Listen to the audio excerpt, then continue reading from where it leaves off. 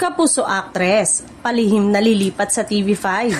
Usap-usapan ngayon sa loob ng showbiz circle ang isang maganda at multi-awarded na kapuso actress na di umano'y nagpaplano ng lisanin ng GMA Network. Matagal na itong bahagi ng kapuso rooster at hindi na bago sa kanya ang pagpapakita ng husay sa acting. Kaya't ikinagulat ng marami ang balitang may niluluto itong malaking career move. Ayon sa source, ilang buwan na raw palang may confidential talks ang actress kasama ang isang high-ranking executive mula sa TV5.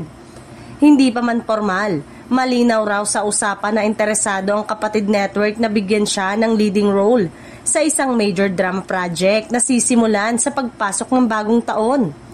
Sa GMA, may ilang proyekto pa raw sana ang nakaline up para sa actress, ngunit napapansin ng mga nakakasama niya sa trabaho na tila hindi na raw siya kasing sigla at mas madalas umanong nakafocus sa mga pribadong meeting sa labas ng network.